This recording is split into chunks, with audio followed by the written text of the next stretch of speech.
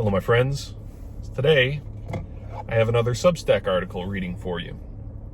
It's only going to be a partial reading because I hope to encourage you to subscribe to the Substack. But it's a fair amount, and I'm going to read up to the paywall. It's an article called "Embracing the Fringe." As you might know, if you've been watching my channel for a while, I stand kind of at the crossroads between pro-white identity politics and anti-New World Order conspiracy theorizing. And I get pretty deep into both of these camps, but, in a lot of ways, these camps have tension between each other. And on the pro-white identity politics side, you have a lot of influencers, shall we call them, who go out of their way to ridicule and disparage what they call schizo conspiracy theories. And I think that is misguided at best, and sort of a malicious attempt to create a limited hangout at worst. And I wanted to give my sort of defense, my apology for the Fringe, and explain to you why, on principle, I think that we should be more welcoming to ideas that are considered fringe. Because the influencers on the dissident right, as you'll see, I in a very polemical spirit, I call them dandy intellectuals, because the dandies, were these old hipsters, basically these rich middle-class fellows who were extremely concerned with their appearance.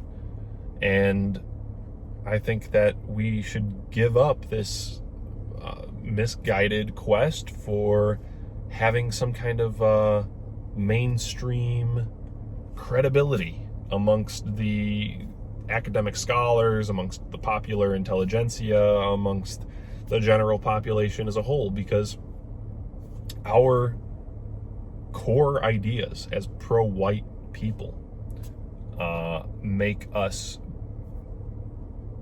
unrespectable. They already destroy our so-called credibility, our reputation amongst the general population.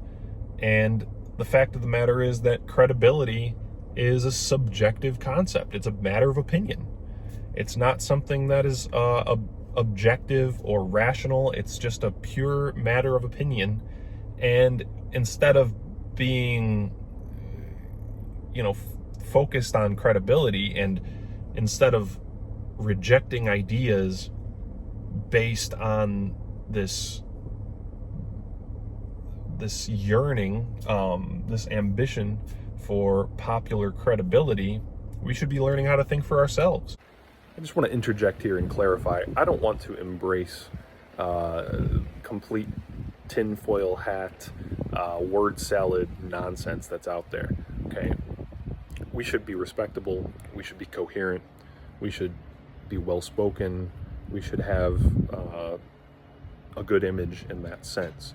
But what I'm saying is we shouldn't be all worried about what is considered academically credible. We should be thinking for ourselves. We should encourage thoughtful debate.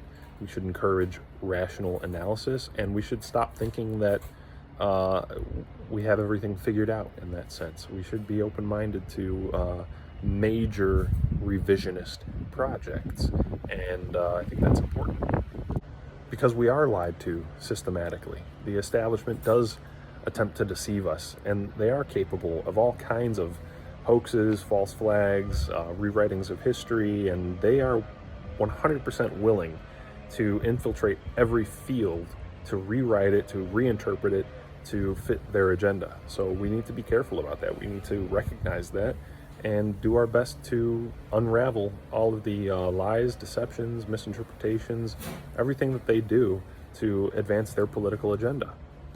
We should be learning how to independently, rationally analyze, and we should be coming to our own conclusions about just about everything. And as you'll see, is what I argue in this article is that is what I think many fringe ideas do. They encourage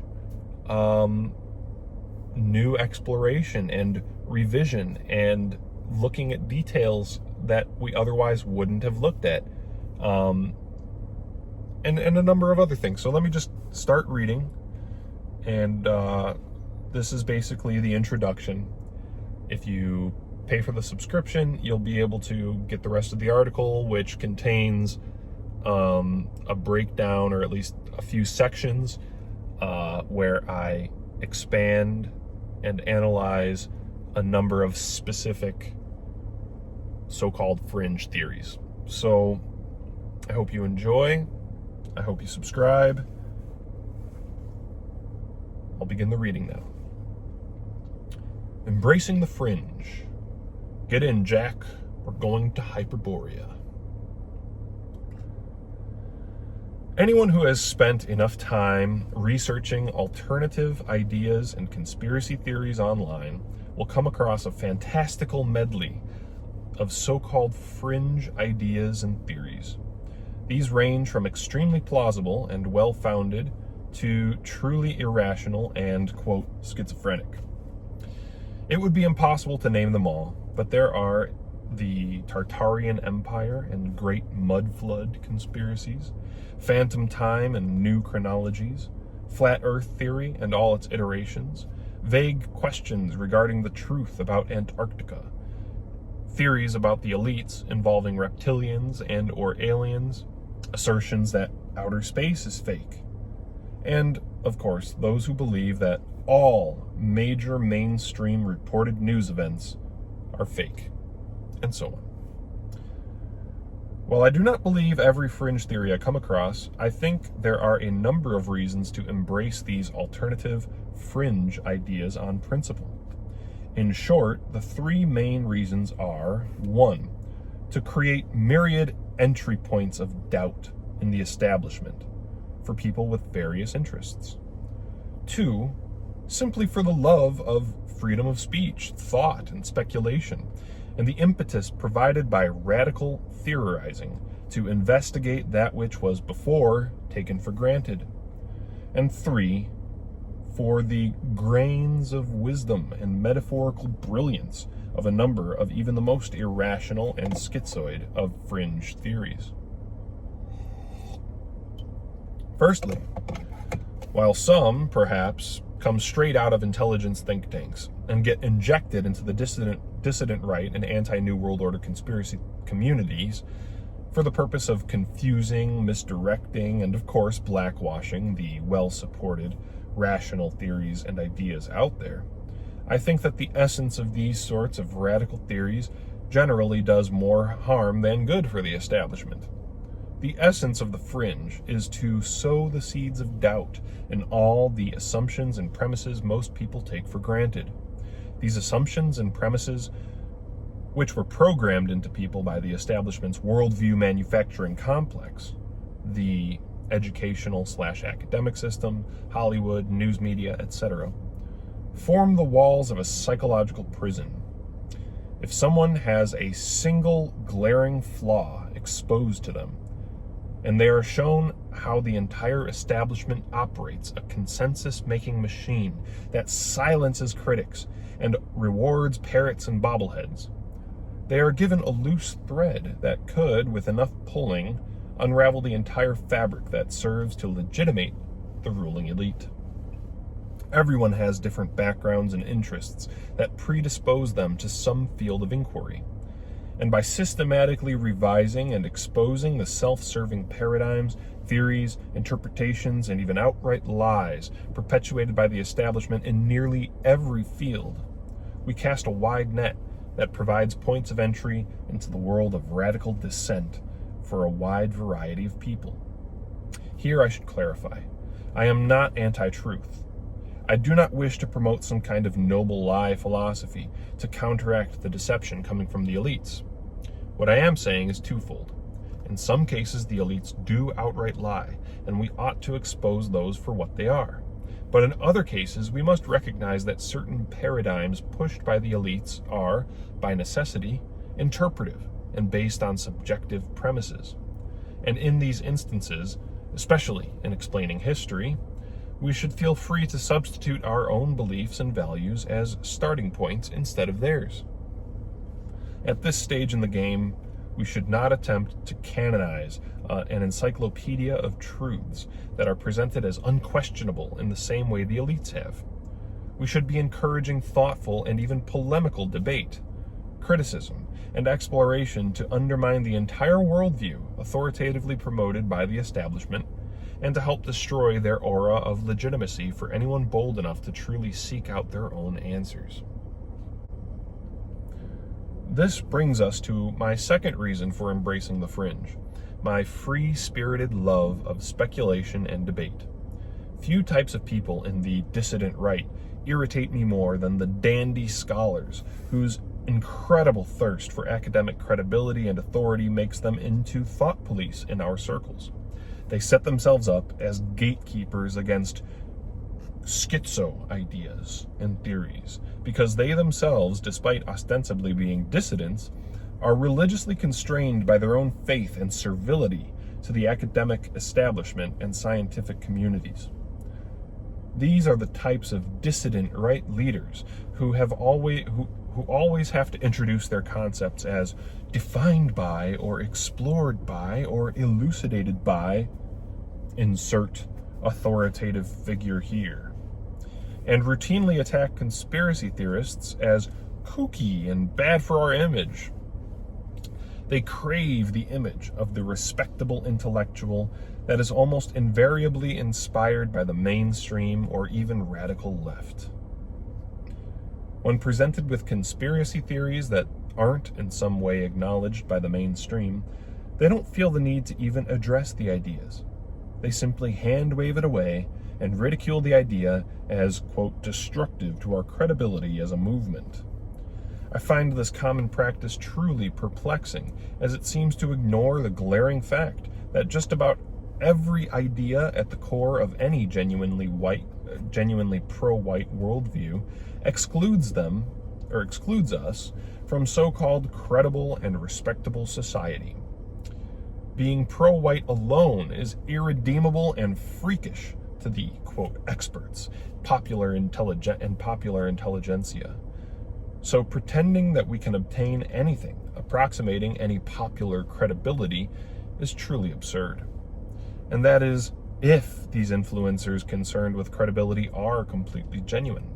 There is also the possibility that it's a ploy to create a limited hangout, where certain topics are kept off limits on purpose.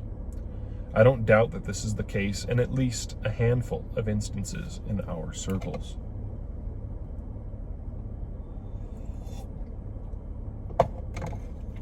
Instead of belly-aching about credibility, a purely subjective concept based purely on who one trusts or is willing to believe, we should be more concerned with learning how to actually think and analyze evidence for ourselves and draw our own conclusions rationally. A credible authority to you is a lying crank to someone else.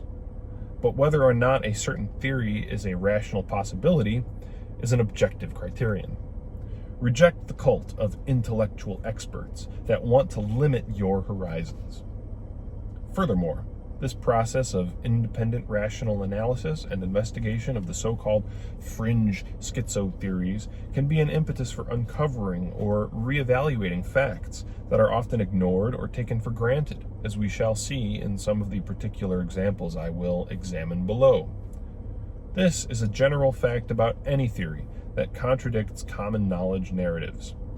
Because as soon as you recognize that the narratives you've taken for granted are not absolute truth, and you begin to parse the facts and construct a theory for yourself, you realize just how little you knew beforehand.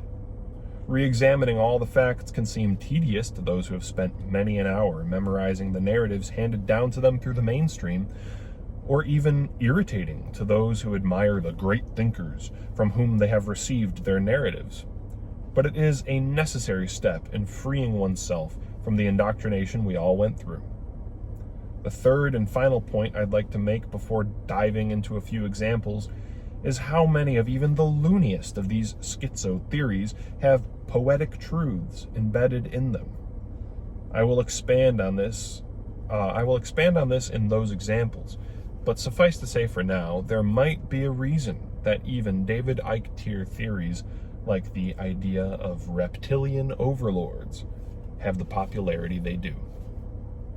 Section 1 is Tartaria mudflood theory. So that was the introduction to my Embracing the Fringe article. Hope you enjoyed. Hope you go and subscribe on Substack. The more subscribers I get there, the more time I could put into actually writing. And there's, in this article, so many different things that I could write whole treatments on, whole treatises, I guess is the right word, on. So, thank you guys for watching. Appreciate your comments. Appreciate everything. Join the Telegram. Everything will be linked in the description. And it's nice to be back making content again. I really want to get into the habit of this again. So please consider supporting with the Substack or with PayPal. Anyway, thank you guys.